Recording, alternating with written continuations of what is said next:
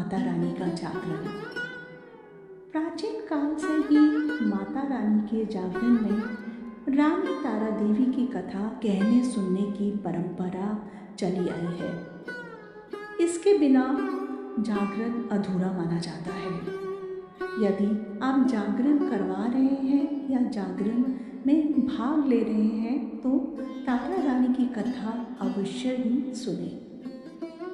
कथा अनुसार महाराजा दक्ष की 2 पुत्रियां तारा देवी एवं रुक्मन भगवती दुर्गा जी की भक्ति में अटूट विश्वास रखती थी।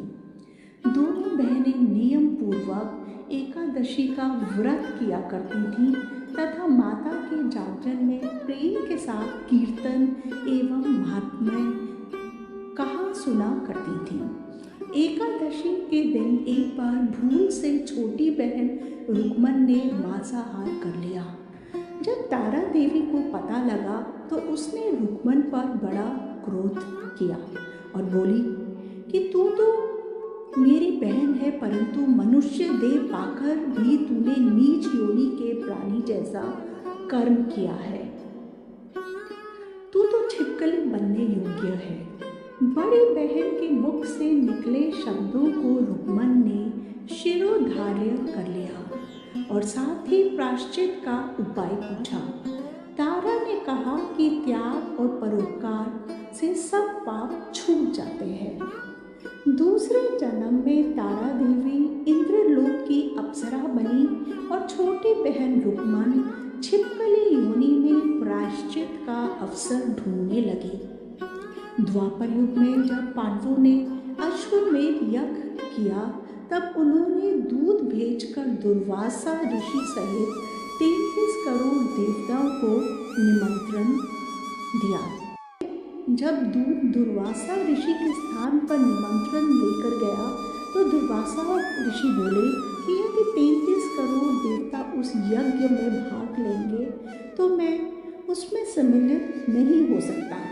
दूत 33 करोड़ देवताओं को निमंत्रण देकर वापस पहुंचा और ऋषि का सब वृत्तांत पांडवों को कह सुनाया कि अब वह नहीं आएंगे यदि देवता बुलाए गए। यज्ञ आरंभ हुआ। 33 करोड़ देवता यज्ञ में भाग लेने आए। उन्होंने दुर्वासा ऋषि जी को ना देखकर पांडवों से पूछा कि ऋषि को क्यों नहीं बुलवाया। इस पर पांडवों ने नम्रता सहित उत्तर दिया कि निमंत्रण भेजा था परंतु वे अहंकार के कारण नहीं आए। यज्ञ में पूजन हवन आदि निर्विघ्न संपन्न हुए। भोजन के लिए भंडारे की तैयारी होने लगी। दुर्वासा ऋषि ने देखा कि पांडवों ने उनकी उपेक्षा कर दी है तो उन्होंने क्रोध करके पक्षी का रूप धारण किया। चोंच में सर्प लेकर भंडारे में बची हुई खीर में फेंक दिया। इसका किसी को कुछ पता नहीं चला। वह सर्प खीर की कढ़ाई में गिरकर छिप गया। एक छिपकली जो कि पिछले जन्म में तारा देवी की छोटी बहन थी तथा बहन के शब्दों को शिरोधार्य कर इस जन्म में छिपकली बनी थी, सर्प का भंडारे में गिरना देख रही थी। उसे त्याग व परोपकार की शिक्षा अब तक याद थी। वह छिपकली घर की दीवार पर चिपकी समय की प्रतीक्षा करती रही। कई लोगों के प्राण बचाने हेतु उसने अपने प्राण न्योछावर कर देने का मन ही मन निश्चय किया। जब खीर भंडारे में दी जाने वाली थी तो सबकी आंखों के सामने वो छिपकली दीवार से टूटकर कढ़ाई में जा गिरी। इस प्रकार जब लोग छिपकली को बुरा भला कहते हुए खीर की कढ़ाई को खाली करने लगे तो उस समय उन्होंने उसमें मरे हुए सांप को देखा। अब सबको मालूम हुआ कि छिपकली ने अपने प्राण देकर सबके प्राणों की रक्षा की है।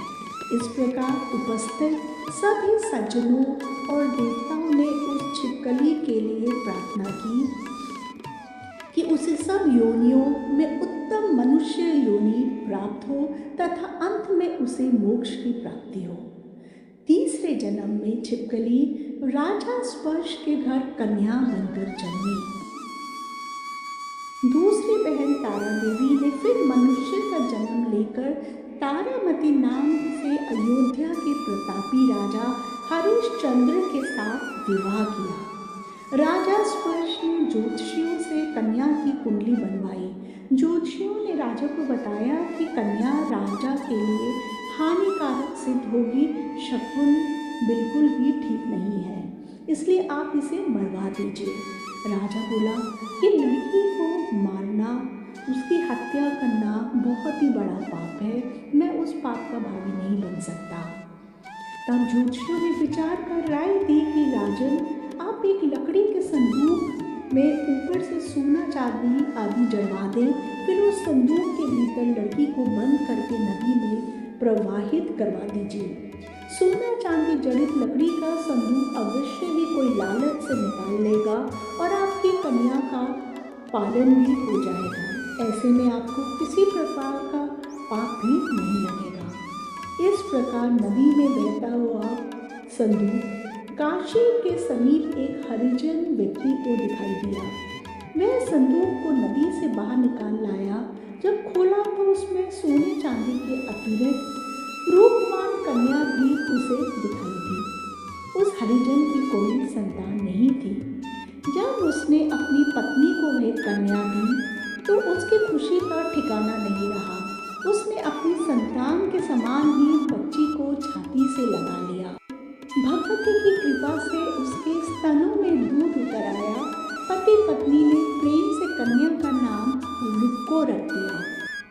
जब वह कन्या विवाह योग्य हुई तो हरिजन ने उसका विवाह अयोध्या के सजातीय युवक के साथ बड़ी धूमधाम से कर दिया। इस प्रकार पहले जन्म की रुक्मन, दूसरे जन्म की छिपकली तथा तीसरे जन्म में रुक्को बन गई। रुक्को की सास महाराज हरिश्चंद्र के घर सफाई आदि करने जाया करती थी। एक दिन वह बीमार पड़ गई। रुक्को महाराज हरिश्चंद्र के घर काम करने के लिए पहुंच गई। महाराज की पत्नी तारामती ने जब रुक्को को देखा तो वह अपने पूर्व जन्म के पुण्य से उसे पहचान गई। तब तारामती ने रुक्को से कहा कि हे बहन, तू यहाँ मेरे निकट आकर बैठो। महारानी की बात सुनकर रुक्को बोली कि रानी, मैं नीच जाति की भीनी हूँ, भला मैं आपके साथ कैसे बैठ सकती हूँ।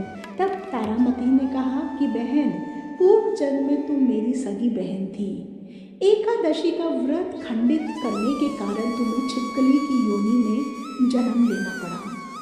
जो होना था वह हो चुका।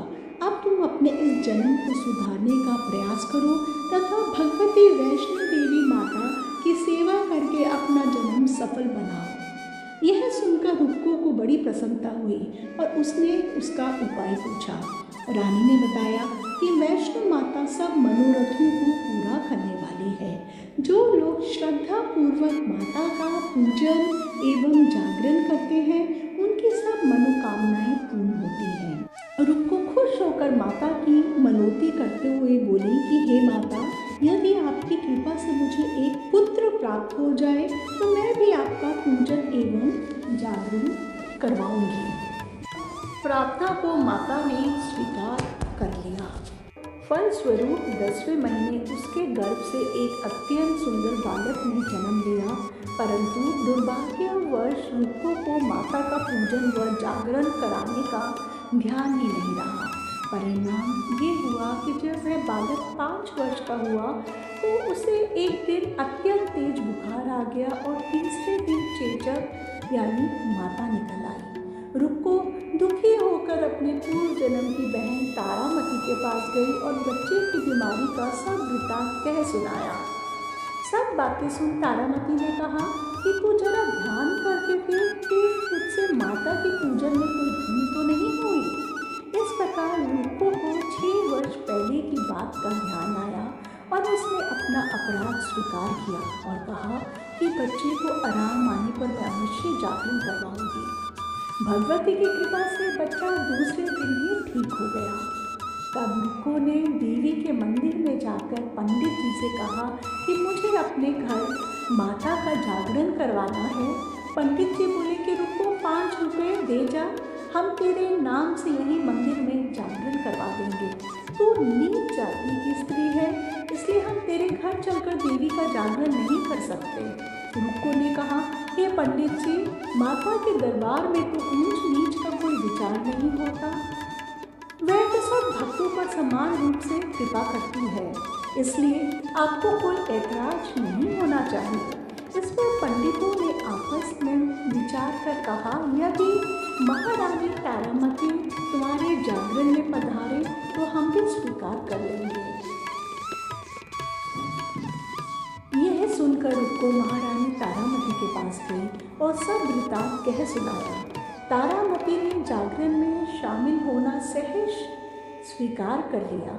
जिस समय रुक्को पंडित से यह कहने गई कि महारानी जागरण में आएंगी, उस समय नाई ने यह सब सुन लिया और उसने महाराज हरिश्चंद्र को जाकर सूचना दी। राजा ने नाई से ये सब सुनकर कहा कि तेरी बात झूठी है, महारानी हरिजनों के घर जागरण में नहीं जा सकती। फिर भी परीक्षा लेने के लिए राजा ने रात को अपनी उंगली पर थोड़ा चीरा लगा दिया, जिससे उन्हें नींद न आए। रानी तारामंडली ने जब देखा कि जागरण का समय हो रहा है परंतु महाराज को नींद नहीं आ रही है, तो उसने माता वैष्णो देवी से मन ही मन प्रार्थना की कि हे माता, आप किसी उपाय से राजा को तुरंत सुला दें ताकि मैं जागरण में सम्मिलित हो सकूं। राजा को नींद आ गई। रानी तारामती रोशनदान से रस्सी बांधकर महल से उतरी और रुक्को के घर जा पहुंची। उस समय जल्दी के कारण रानी के हाथ का रेशमी रुमाल तथा पाँव की एक पायल रास्ते में गिर गई। उधर थोड़ी देर बाद जब राजा हरिश्चंद्र की नींद खुली, तब वह रानी का पता लगाने के लिए निकल पड़े। मार्ग में पायल और रुमाल उनको मिले और वह जागरण वाले स्थान पर जा पहुँचे। राजा ने दोनों चीज़ें रास्ते से उठाकर अपने पास रख ली और जहाँ जागरण हो रहा था वहाँ एक कोने में चुपचाप बैठकर सब दृश्य देखने लगे। जब जागरण समाप्त हुआ तो सबने माता की आरती व अरदास की। इसके बाद प्रसाद बांटा गया। रानी तारामती को जब प्रसाद मिला तो वह उसने झोली में रख लिया। यह देखकर लोगों ने पूछा कि आपने प्रसाद को क्यों नहीं खाया? यदि आप प्रसाद नहीं खाएंगे तो कोई भी नहीं खाएगा। रानी बोली कि तुमने जो मुझे प्रसाद दिया है वो मैंने महाराज के लिए रख लिया है, अब मेरा प्रसाद मुझे दे दो। अब की बार प्रसाद लेकर तारा ने खा लिया। उसके बाद सब भक्तों ने माता का प्रसाद खाया। इस प्रकार जागरण समाप्त करके प्रसाद खाने के पश्चात रानी तारामती घर की ओर चली। तब राजा ने आगे बढ़कर रास्ता रोक लिया और कहा कि तूने नीचों के घर का प्रसाद खाकर अपना धर्म नष्ट कर लिया है, अब मैं तुझे अपने घर में कैसे रखूं? तूने तो कुल की मर्यादा मेरी प्रतिष्ठा का भी ध्यान नहीं रखा। जो प्रसाद तू अपनी झोली में रखकर मेरे लिए लाई है उसे खिलाकर मुझे भी अपवित्र करना चाहती है। ऐसा कहते हुए राजा ने झोली की ओर देखा तो भगवती की कृपा से प्रसाद के स्थान पर उसमें चंपा, चमेली, गेंदे के फूल, कच्चे चावल, सुपारी, मखाने, छुआरे और नारियल दिखाई दिए। इसी प्रसाद को ही बांटे का प्रसाद कहते हैं। राजा हरिश्चंद्र रानी तारा को साथ लेकर लौट आए।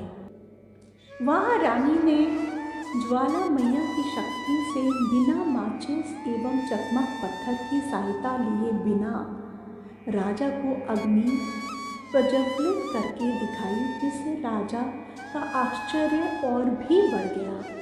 राजा के मन में देवी के प्रति विश्वास व श्रद्धा जाग उठी। इसके बाद राजा ने रानी से कहा, मैं माता के प्रत्यक्ष दर्शन करना चाहता हूँ। रानी बोली कि प्रत्यक्ष दर्शन करने के लिए बहुत बड़ा त्याग होना चाहिए। यदि आप अपने पुत्र रोहित की बलि दे सकें तो आपको दुर्गा देवी के प्रत्यक्ष दर्शन प्राप्त हो सकते हैं। राजा के मन में देवी के दर्शन करने की लगन हो गई थी। राजा ने पुत्र का मोह त्याग कर रोहित का सर देवी को अर्पण कर दिया। ऐसी सच्ची श्रद्धा एवं विश्वास देखकर दुर्गा माता सिंह पर सवार होकर उसी समय प्रकट हो गई और राजा हरिश्चंद्र माता के दर्शन करके कृतार्थ हुए। मरा हुआ पुत्र भी जीवित हो गया। उन्होंने विधि पूर्वक माता का पूजन करके अपराधों की क्षमा मांगी और सुखी रहने का आशीर्वाद देकर माता अंतर्ध्यान हो गई। राजा ने तारामती की भक्ति की प्रशंसा करते हुए कहा कि हे तारा, मैं तुम्हारे आचरण से अति प्रसन्न हूँ। मेरे धन्य भाग जो मुझे तुम पत्नी के रूप में प्राप्त हुई। इसके पश्चात राजा हरिश्चंद्र ने भव्य मंदिर तैयार करवाया। रानी तारा देवी एवं रुक्मन दोनों मनुष्य योनि से छूटकर देवलोक को प्राप्त हुई। माता के जागरण में तारा रानी की इस कथा को जो मनुष्य भक्ति भाव से पढ़ता या सुनता है उसकी सभी मनोकामनाएं पूर्ण होती हैं तथा सुख एवं समृद्धि बढ़ती है। शत्रुओं का नाश एवं सर्वमंगल होता है। इस कथा के बिना जागरण संपूर्ण नहीं माना जाता। जयकारा शेरावाली दा बोल सांचे दरबार की जय। जय माता दी।